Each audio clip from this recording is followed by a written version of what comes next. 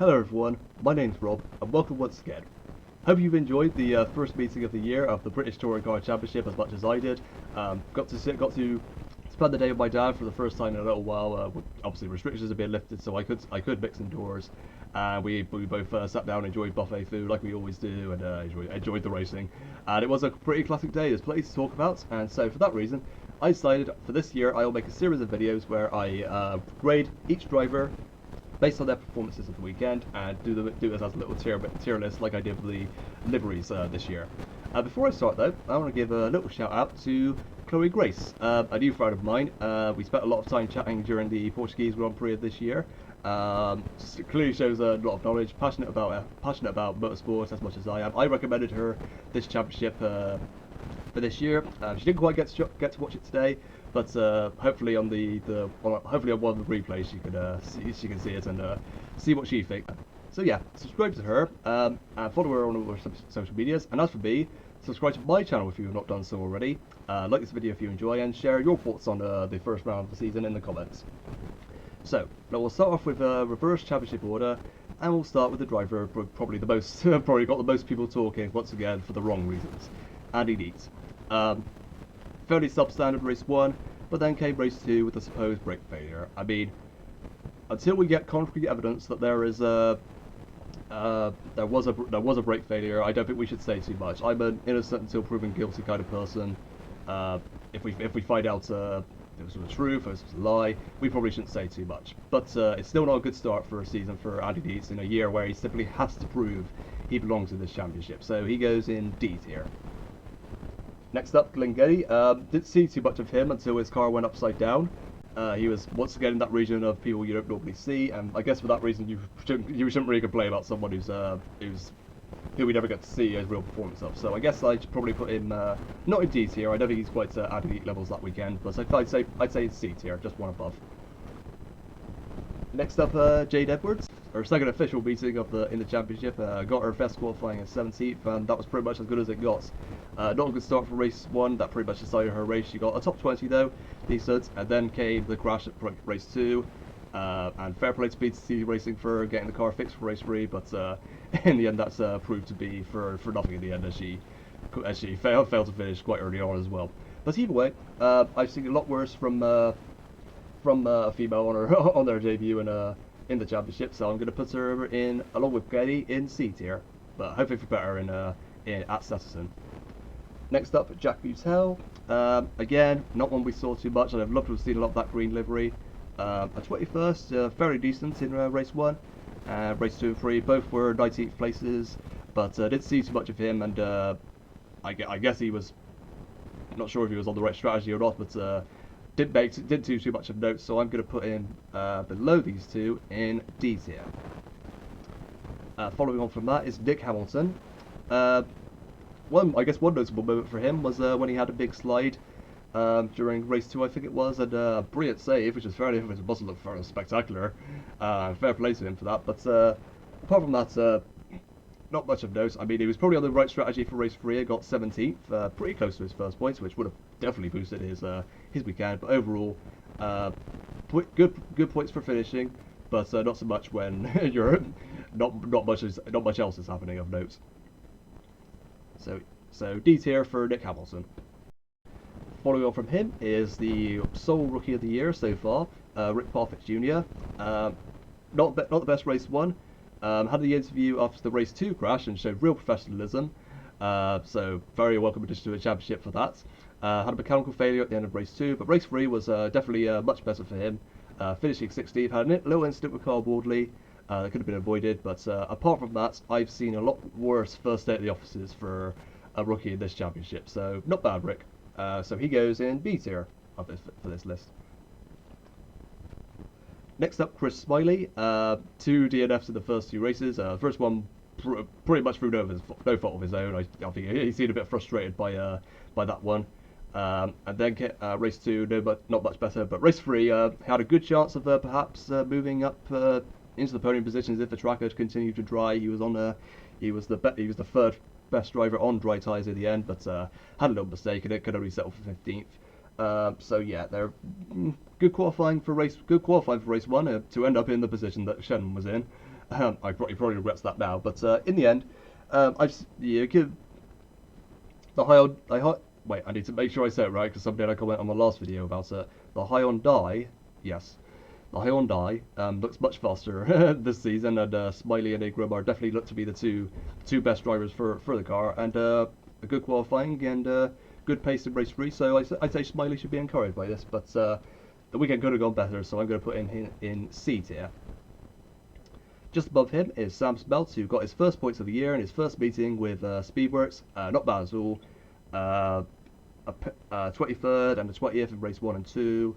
But I guess he made the right call for wet tyres in race 3 and got up to 14th. We didn't see much of him, but he got his first points, and I guess that's what a big monkey off his back. So fair play to Sam Smeltz. He goes in C.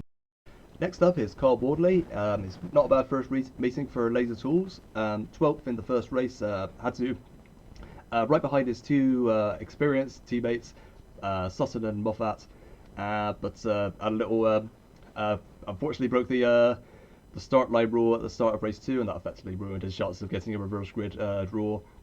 Ended up 17th, and then had the incident with Rick Parfitt in race 3. But overall, I think he's definitely showing the pace that Moffat would normally show. To be close to the first place, is still quite impressive. So not a bad start for Boardley, and I think this is a car he'll suit very well.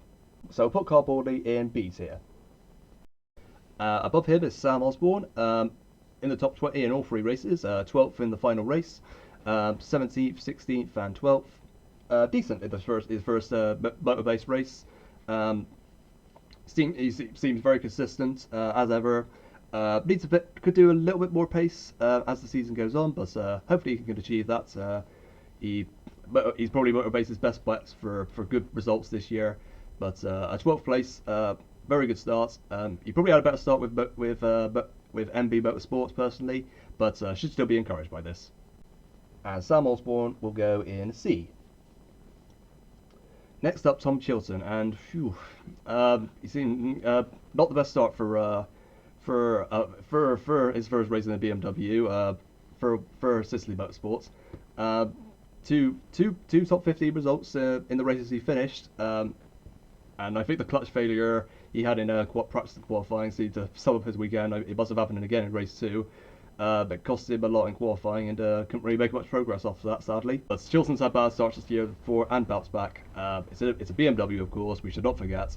It will probably get better as the season goes on, I certainly hope so. But for this weekend, Chilton gets a C. Following on from that is Aaron Taylor-Smith. Very consistent, definitely the second best Cupra of the day. 18th in race 1, 15th race 2, and 11th in race 3. Decent first points for him. I'd say this is similar to the performances he had before he left last time we saw him when he was racing the MG. This Cupra looks pretty consistent and quick. Jack Goff has proved it, but we'll get on to him. So Taylor Smith, hopefully this is a good return for him. He's been a bit overshadowed by Plato and Shedden's return this year, but this is decent for him, so he goes in B. Next up, Adam Morgan, again his first race for the new car, Mercedes. 8th in race 1, again staying out of trouble despite not qualifying well. He's so good at that.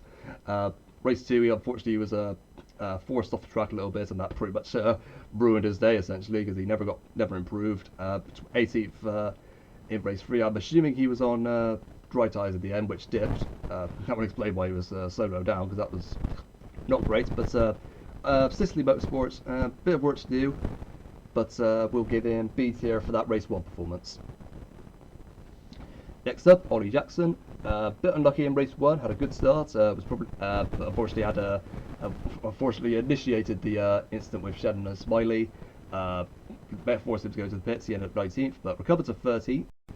Was up to 5th at one point in race 3, showing real pace, matching his teammate Hill. That MB Motorsport Ford looks really good, and it's a car he's used to. So I think I'll put him in A tier for this weekend. Next up, Roy Butcher. Again, just like when he fitted in, when he moved to the Ford, he fit into that car pretty much straight away. First race for Toyota this time, getting a 5th place in race 1. Very, very good. Holding off Jason Plato, very well. But race 2 and 3, pretty much 2 big accidents, probably through no fault of his own. Race 2 perhaps losing it on his own probably could have been avoided himself. So that's why it looks very quick, and he looks to have adjusted to it already. So he goes in B tier on this occasion, but I expect better next time. Following on is Stephen Jelly, first race for WSR since 2009, and race 1 obviously didn't go to plan, but he had made progress up until then. Race 2 up to 11th, again for making good progress, got reverse grid pole, led the first lap, but unfortunately as the track continued to get wet, Sutton obviously inevitably got faster, but Jelly, I had hoped to have got third, but obviously the track was changing all the time, so he dropped to 10th in the end. But he should still be encouraged by this first race in WSR, so I'll put him in A tier. Following on from him is Daniel Lloyd. Didn't see too much of him today once again, despite an excellent 5th place in the final race. He's always been a good wet runner, it seems. 16th for race 1, 14th for race 2, and of course the 5th in race 3. Decent performance for him. He's definitely adjusted to that forks already. I think he could get a few more good results like this in this season. Next up, Aidan Moffat, 11th in race 1, 8th race 2, DNF in race 3. But again, actually seemed to match his teammate Sutton for the first time in a while. He didn't do that too much in 2020, but there he goes. Good. Should be very encouraged by this. Laser Tools, they'll 3 cars this year. They'll want all 3 to be performing very well for the Independence Championship. So Moffat goes into A tier for this first good performance. Up to 11th is Gordon Shedden. He's back. Decent qualifying for his first race first official race in the new Type R Honda. Unfortunate incident in race 1. Couldn't make too much progress in race 2, but race 3 was definitely the flash I'm used to seeing. I can't remember how much of a good wet driver he was, but he seems to have suited those conditions better, because he was definitely on a par with Plato towards the end, and probably would have got Jake Hill stolen third from Jake Hill come the end of the race if had it gone slightly longer. But no, that I guess one good race is very good, but I'm sure he'd rather have 3 good results at Stetson as opposed to just 1. So for this weekend, he gets A tier. On to the top 10 now, and we've got Jack Goff in his first race for Cooper. We've got Jack. Moving on to the top 10 now, we've got Jack Goff in his first meeting with Cupra. 3 points finishes, which is probably way better than they had last year in the Volkswagen. So he should be very encouraged by this. He'll be carrying ballast at the first race at Stetson. But apart from that, it looks consistent, that new car. It looks like a breath of fresh air for Goff. It'll be good. He'll be pleased with extra points finishes, and hopefully get a few reverse grid draws, and things can only get better for Hard after last year. So he goes in A tier for this first performance. Up into 9th place now, we have Tom Oliphant. Quite unlucky in race 1, of course. Only managing 15th. Could have made a bit more progress in race 2, but could only get 10th in the end. And obviously made the bold calls go on dries in race 2, and unfortunately lost out to Jake Hill in that battle. So could have managed 2nd, but ultimately dropped to 7th in the end, also due to a time penalty. So yeah, I've seen better from Tom Oliphant in the BMW, and hopefully he'll get better this year. But for this case, he goes in B. Up to 8th, probably the biggest surprise of the day. I already proved people wrong about whether he belongs in the Dynamics Honda. He certainly does now. 7th place race 1, 4th race 2, 21st. Well, Daniel Rowbottom. I think we all wholeheartedly apologise for not expecting much, but ultimately very impressive first race. So he's our first S tier driver of the day. This is an exciting year for him. Looking forward to seeing what he can do. Now 7th place, Colin Turkington. Crossed the line in 4th in race 1, but had the penalty for the contact with Sutton. It's debatable over whether or not that was how much of that was Colin's actual fault, but it did affect Sutton's race, so I guess a penalty had to be applied in the end. So, but ultimately didn't get too much better. Could have got a podium in race 3, but the changing conditions ruined that. So 3 points finishes, not bad. He goes in A. Now on to Tom Ingram. Already doing better than I expected in that Hyundai. Second place in his first race. Wasn't quite able to challenge Josh Cook apart from when they had the safety car restart. Was bashed out of the way for sixth place in race two. And again, slight issue with the tires in race three. Ended up 22nd.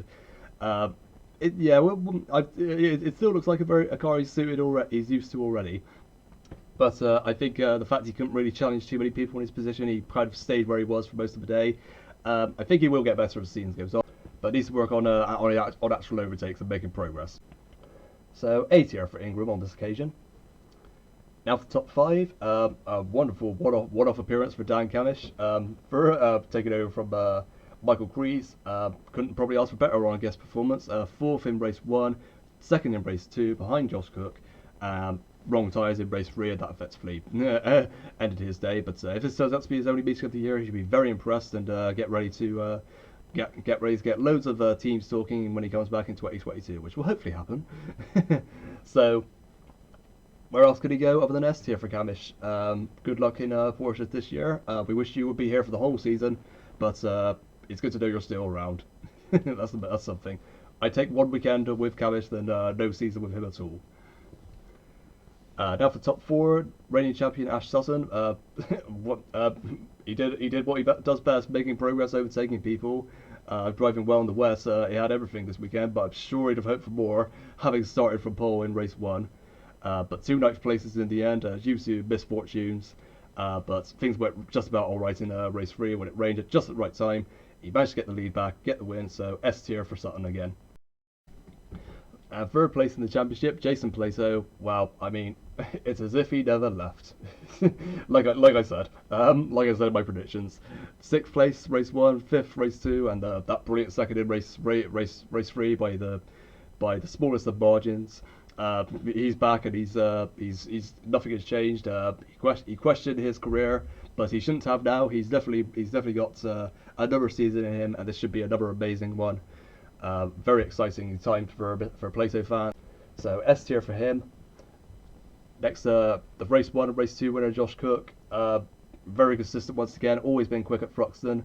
2 wins, unchallenged in race two, even with the maximum ballast. And then, obviously, race three did not go his way with the wrong tyres and also a bouncy. But with the fastest lap, I guess he could take that. I'd call that a win. Only 1 point behind the championship leader. Josh Cook should be very encouraged by this. I think this will be another brilliant season for him. And finally, the championship leader, Mr. Consistency once again, Jake Hill. The criteria for his weekend has always been, it seems, good qualifying, good race one, decent race two, and then race three is when he dips slightly. But on this occasion, he got all three good results, 3 third places. 1 lead lap points, which gives him the championship lead. And once again, doing his favourite trick of starting on dries on a wet track, and that usually ending up the best decision. And came very close to getting his second career win, but to be able to have made it up to that position and only dropped to third in the end, showed very impressive. And this Ford is a good car. It's a team he's used to. I genuinely think this will not be the only time we see him up there this year. This could be another amazing year for Jake Hill. So that's what our tier list looks like for this week, guys. See you in 5 weeks' time for Snetterton. Should be another exciting one. Snetterton's always been a classic, add a bit of drama. Be interesting having it as only the second meeting of the year and see how people adjust to carrying championship ballast for the first time. Exciting times indeed. Hopefully we'll find out who's taking that third seat at BTCC Racing. So plenty to talk about. Will Jake Hill maintain this championship lead? Who do you think will be the championship leader come the end of the day at Snetterton? Let me know in the comments. I'd love to know all your thoughts. And as always, thanks for watching, and I'll see you next time.